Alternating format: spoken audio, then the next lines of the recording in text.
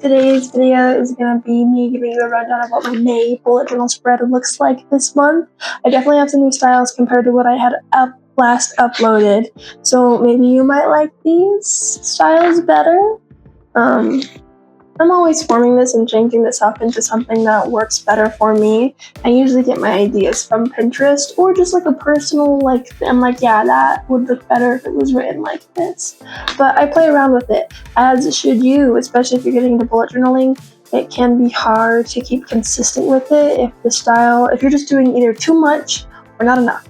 And you have to know that this is for you, and you need to make it fit the things that you want to put into it.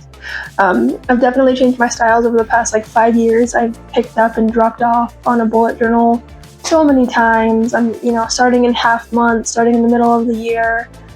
It doesn't matter. The point is that I'm getting it down and I'm writing it. I've definitely been most consistent this year especially.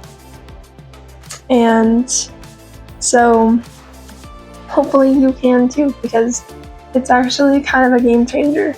And I haven't been the most consistent with posting, but the more that I write the bullet journal, the more I actually want to fill it with things. So I'm starting to put some more things into this next month that I will be looking forward to. And I think one of the biggest reasons as to why it was so hard for me to start a bullet journal was because I didn't have enough things to put into it. Felt like I had empty months, and I was like, what is the point of having this? But then it made me realize that I can actually go out of my way to find things to put into it. So I've started making friends and family dates, and now I get to write them down in here. And I've been going out of my way to find things that are going on around my city and around the library. They have some great things. So now I get to put them into here.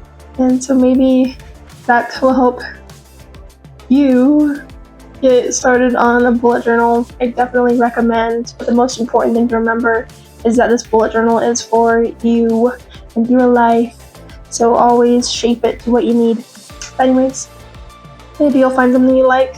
Let's get into the video.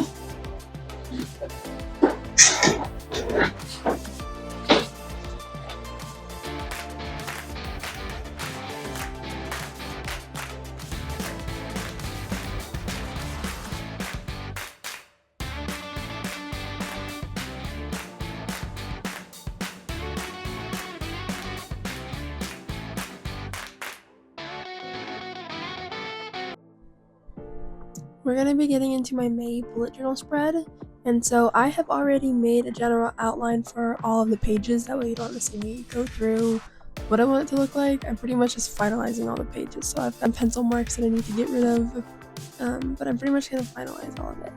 And this page is going to be the first one that I open up, and I really like this one because it gives me a chance to kind of do a quick recap of my previous day or even my morning. Just depends whenever I actually open up the journal, but I try my best to open it once every day, even if just for 5 minutes. But with this page, each box is labeled with something different. So the first box is what made me happy, so then I'll put a date, and then I'll put the thing that made me happy. Just because there's many small things that happen throughout the day, so it's just a good way to recap and be like, yeah, this made me happy this month.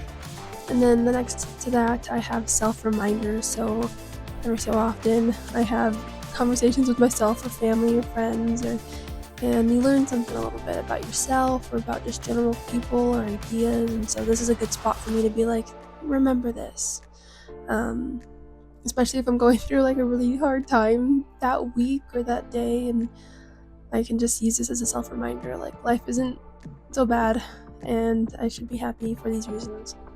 So it's just little self-reminders for myself.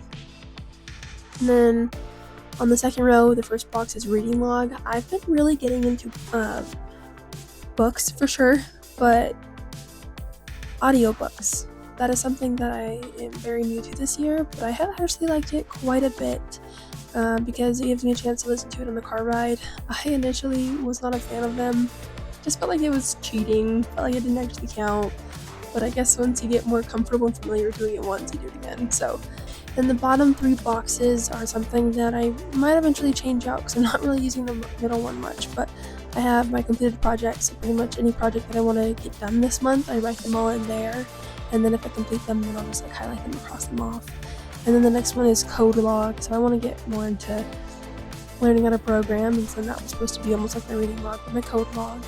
And then the next one is an inspirational image. Throughout the month, you just have a vibe, and so that little box is a chance for me to get a little more creative and again just kind of do a recap of what the month was. And so if there's something that made me particularly happy or emotional of some sorts or whatever the case may be, it's just a chance for me to write it in that box. And then I don't color in the May just yet because I wasn't sure quite what I wanted to use. I wanted to get a little further into the journal and think about what I wanted May to look like. So I'll color it later on, but the next page is the calendar. I've kept this looking pretty consistent through most of the journals I've made this past year. Like I said, I have dropped and picked up a bullet journal multiple times. I'm not very consistent, but I have been my most consistent this year. And so one thing that was always really hard for me when setting up a bullet journal was that I didn't have enough things to write in it. I didn't have enough things that I was interested in actually keeping track of, especially for daily habits. I just felt like they got so convoluted and just it took up a whole page, and I was like, I don't really pay that much attention. Like, I don't want to brush my teeth because that just felt too simple. I wanted to do the daily habits, but I wanted to include that in the calendar because I just didn't want to make a whole page of it. So for my daily habits that I want to keep track of, I'm really into Duolingo. I want to get my reading in.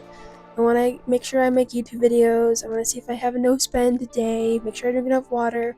But I put it all on the first line on the calendar.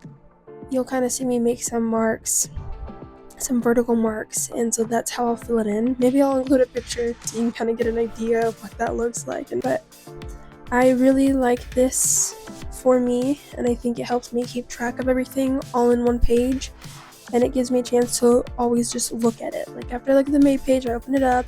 This is like the second page that kind of just stays open. And then obviously I've got my May goals, and then as I do those goals, I'll also cross them out. But then I get into the next page, and this is pretty much my weekly spread. I have decided that my journal looks really good when it's split into 5 different sections, and it splits evenly into 5 different lines. So you'll see that I just have, in this case, Thursday, Friday, Saturday, Sunday, and Monday.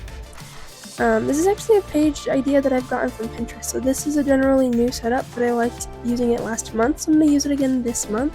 We've got date, my to-dos, and then in that little bracket I put a small amount of writing where something is currently happening at the moment, and then I write in it, and that's just kind of like a quick little recap of my day or general thoughts or feelings that I need to put in.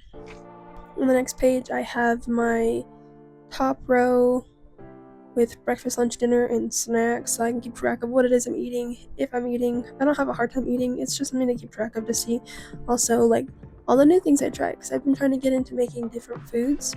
Just recently made some dumplings. They turned out amazing. This is a good way to track it, to be like, oh yeah, remember when I made that? So that's for me, that's personal. And then I have a workout schedule. I've also been trying to go to the gym more frequently, and I've decided that I'm going to, this is obviously a little bigger than the days of the week, but if I don't work out a certain day, I'm going to put the excuse I gave myself, because we can make up 1,000 excuses. And I know that once I start seeing it in writing, I'll be like, dang, I didn't go because I said I was too busy, that's lame, and then I'll force myself to go. Hopefully it's a mind trick that I'm playing on myself, but I think it'll work. After that is my sleep log. It's definitely been very whack this past 3 months, and I just kind of want to track that, so that is for me. And then I've got my daily mood. I've never been a fan of these before, but I did it the past few times.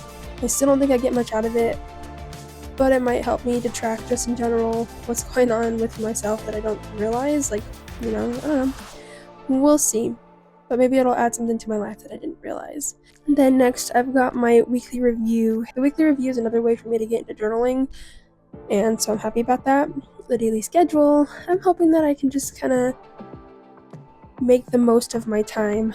I have deleted Instagram off my phone, but I can still log into it, but I don't. I tend to stay away from it. But now it's YouTube Shorts that have got me in a bunch. So now I've been working to see how I can keep myself more active and in tune with everything other than my phone and just wasting time and numbing my mind. Because I have realized that about myself is that I go to YouTube because it numbs my mind and it gives me something to just not focus on my current tasks.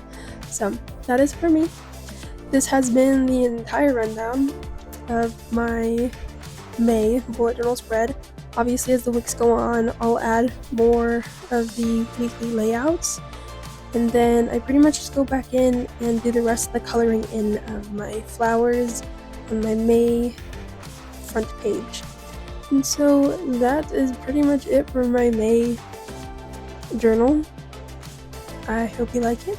Maybe you try something from it, maybe you don't, or maybe you learn something else about yourself, but have fun with this. This is for you to have fun, for you to try it out. And yes, it is hard to stick to it, but you should always try and just attempt it. Even if you only open it once, I was still opening it, because hopefully once you open it once, you'll open it again. Anyways, have fun journaling. Bye!